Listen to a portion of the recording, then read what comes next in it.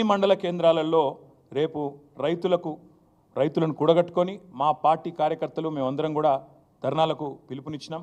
నేను ముందుగా ఈ ధర్నాకి పోయే ముందు మా నాయకులకు నేను విజ్ఞప్తి చేస్తా ఉన్నాను.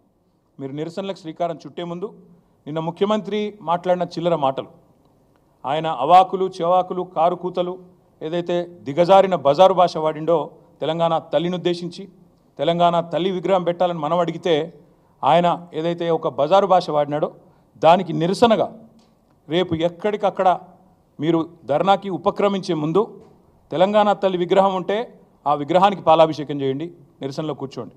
ఒకవేళ అక్కడ విగ్రహం లేకపోతే మీ మండల కేంద్రాల్లో తప్పకుండా ఒక ఫ్లెక్సీ అన్న పెట్టి తెలంగాణ తల్లిది ఆ తల్లికి పాలాభిషేకం చేసి ఈ మూర్ఖుడిని క్షమించమని కోరి దయచేసి నిరసనలకు ఉపక్రమించమని చెప్పి మా నాయకులకు మా కార్యకర్తలకు నేను విజ్ఞప్తి చేస్తూ ఉన్నా. మా డిమాండ్ ఒకటే, ఈ డ్రామాలు నడవవు. ఏదైతే మాటల గారెడితో ఈరోజు రైతులను మోసం చేసే ప్రయత్నం చేస్తూ ఉన్నారో ఇది నడవదు. బీఆర్ఎస్ ఉన్నంత కాలం మేము భారత రాష్ట్ర సమితి మాత్రమే కాదు, భారత రైతు సమితి కూడా తప్పకుండా రైతుల పక్షాన మేము తప్పకుండా ఒకటే డిమాండ్ పెడతా ఉన్నాం. ఏ ఆంక్షలు లేకుండా రుణమాఫీ చేయాలి. అది ఎప్పటి లోపల చేస్తారో డేట్ కూడా చెప్పాలి. ఎందుకంటే ఇప్పటికే 2 సార్లు తప్పిన మీరు. డిసెంబర్ 9 అన్నారు, మాట తప్పారు. 15 ఆగస్టు అన్నారు, మాట తప్పారు. మీ డిప్యూటీ సీఎంఏ చెప్తా ఉన్నాడు 7,500 కోట్లు మాత్రమే రైతుల ఖాతాల్లో పడ్డాయని డిప్యూటీ సీఎం ఫైనాన్స్ మినిస్టరే స్వయంగా ఒప్పుకున్న పరిస్థితి, కన్ఫెషన్ స్టేట్మెంట్ ఇచ్చిన పరిస్థితి. కాబట్టి ఎప్పటి లోపల మీరు రుణమాఫీ పూర్తిగా చేస్తారు, ఎప్పటి లోపల మీరు ఈ ప్రాసెస్ కంప్లీట్ చేస్తారు, ఆంక్షలు లేకుండా.